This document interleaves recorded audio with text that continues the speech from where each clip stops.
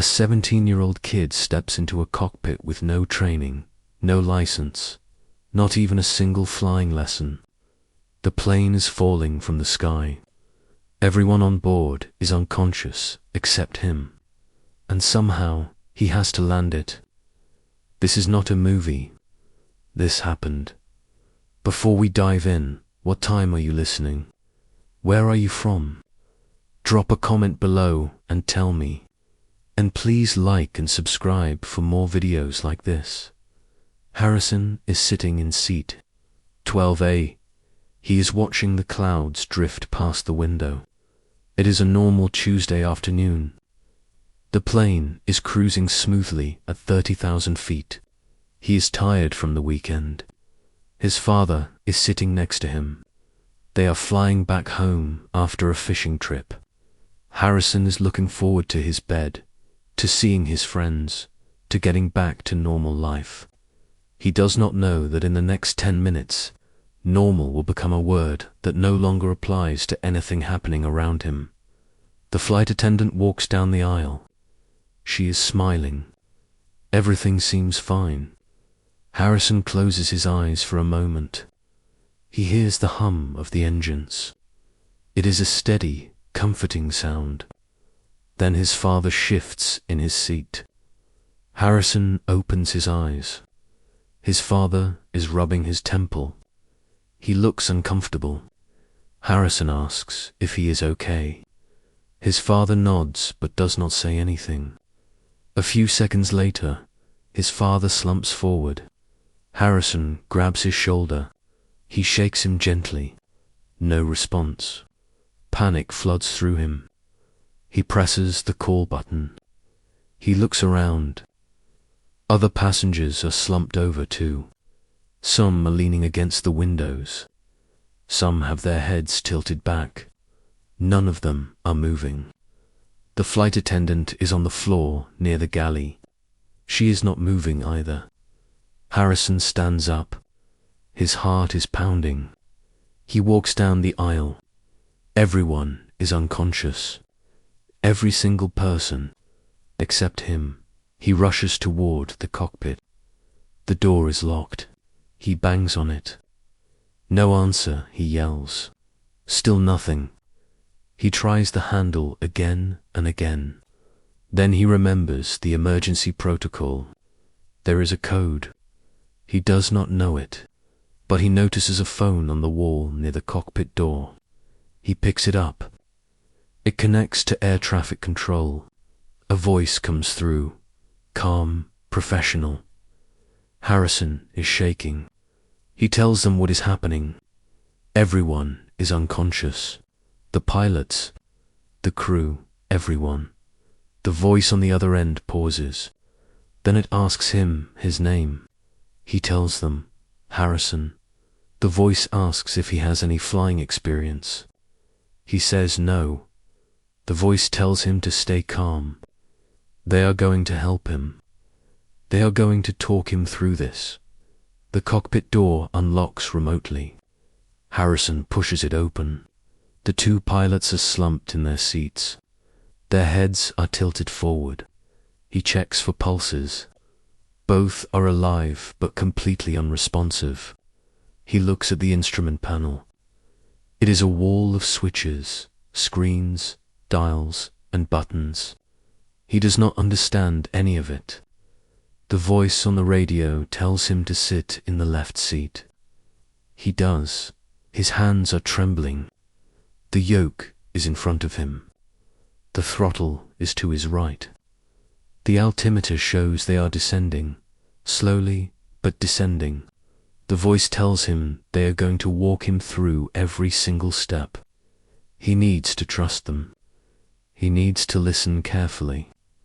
Harrison nods, even though no one can see him. He says, okay. His voice cracks. The plane is on autopilot. That is the only reason it has not already crashed. But the autopilot will not land the plane. It cannot. Someone has to do that. And right now, that someone is a 17-year-old kid who has never touched a flight control in his life. The voice on the radio belongs to a man named Robert. He is an air traffic controller with 23 years of experience. He has handled emergencies before, but nothing like this. He keeps his voice steady. He tells Harrison to look at the screen in the center. It shows their altitude, speed, and heading. Harrison reads the numbers out loud. Robert tells him good job. He is doing great. They are going to get through this together. Robert contacts a commercial pilot named Alina, who is on the ground nearby. She rushes to the control tower. She has flown this exact type of aircraft for 15 years. She knows every system, every procedure, every button. She gets on the radio with Harrison. Her voice is calm but urgent. She tells him he is not alone. She is going to be his co-pilot from the ground. She asks him to describe what he sees. Harrison lists the screens, the controls, the warning lights. One light is flashing yellow. Alina tells him not to worry about it. It is just a sensor. They are going to focus on what matters, keeping the plane in the air and getting it on the ground safely. The plane is losing altitude faster now. The autopilot is disengaging. Alarms start blaring. Harrison feels the yoke pull slightly. He grabs it with both hands. Alina tells him to gently pull back. Just a little, he does. The nose lifts. The descent slows. She tells him, perfect. He is flying the plane now. He is actually flying it. His palms are sweating. His chest is tight. But he listens to every word she says. She tells him to look at the horizon line on the screen. Keep it level. If it tilts, adjust the yoke. Small movements. Nothing sudden. He does exactly what she says. The plane steadies. For a moment, he feels a flicker of hope. Maybe he can do this. Maybe they can pull this off. But then the weather changes. Dark clouds roll in ahead. Turbulence hits. The plane shakes violently. Harrison grips the yoke tighter. Alina tells him to stay calm. Turbulence is normal. Do not let the plane ride through it. He tries, but every shake feels like the plane is going to fall apart. His father is still unconscious behind him. All those people depending on him. He cannot fail. He will not fail. The turbulence passes. The plane steadies again.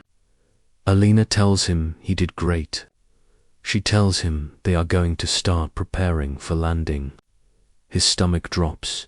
Landing, the hardest part. The part that even trained pilots sometimes get wrong. Alina guides him toward a small regional airport. It has a long runway, less traffic, better chance. She tells him to reduce speed. There is a lever near the throttle. He finds it.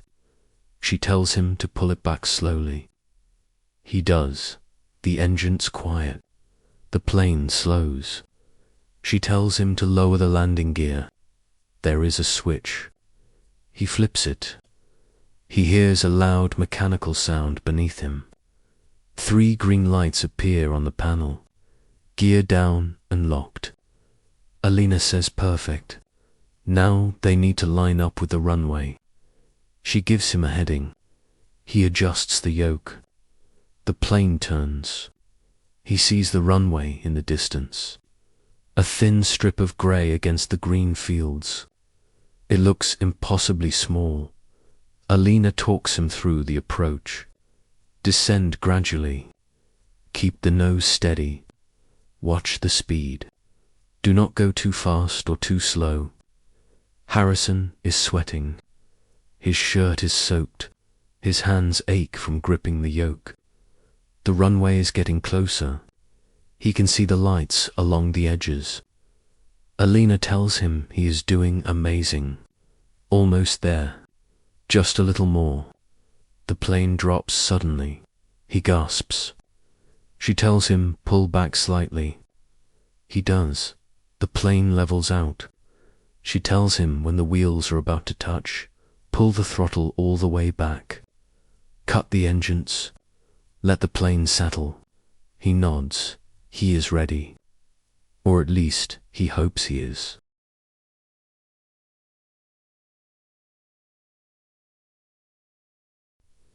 The ground rushes up, faster than he expected. He sees the runway markings, the white lines, the numbers painted on the asphalt.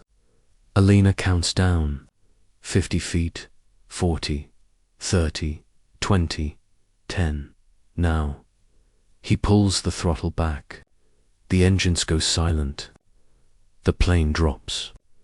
It hits the runway hard. Too hard.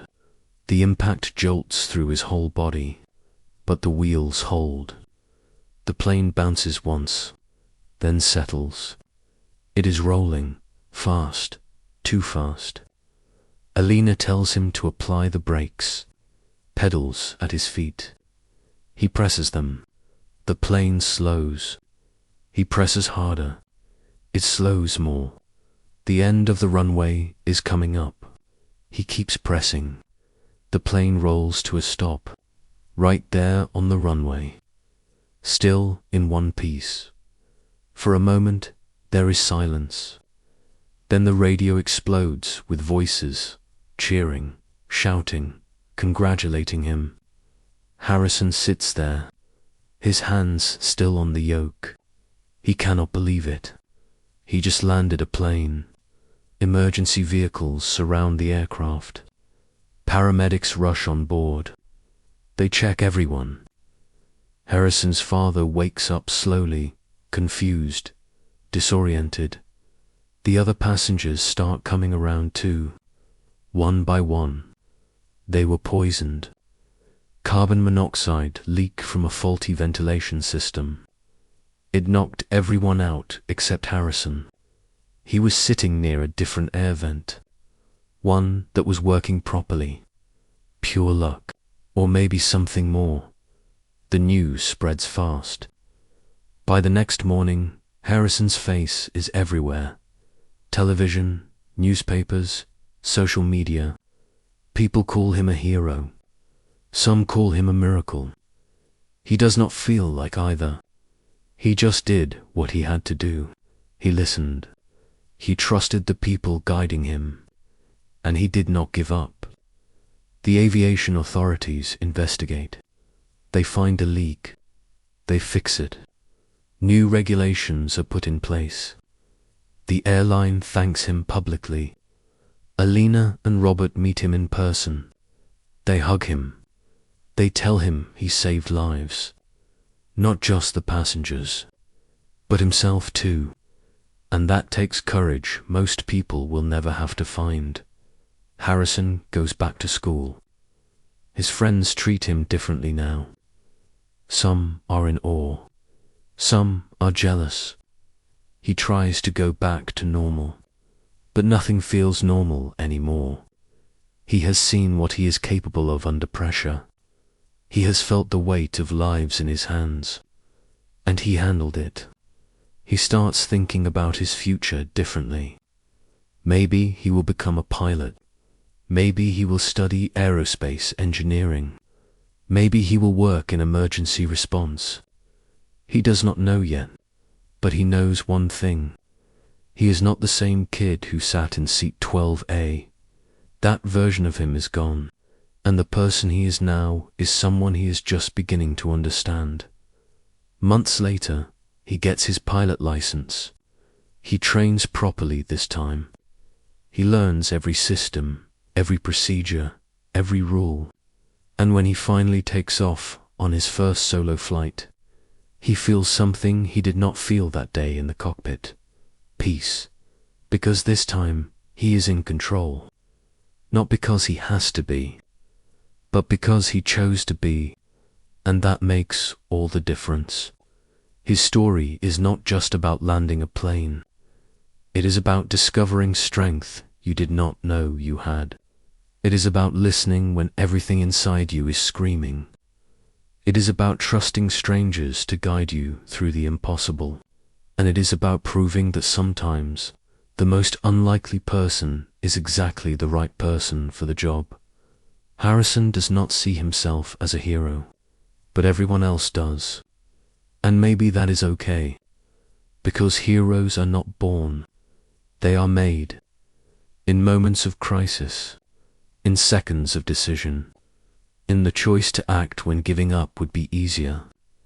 He made that choice, and because of it, dozens of people went home to their families. Dozens of lives continued, and one 17-year-old kid learned that he is capable of far more than he ever imagined. So if you like this video, please like and subscribe for more videos like this.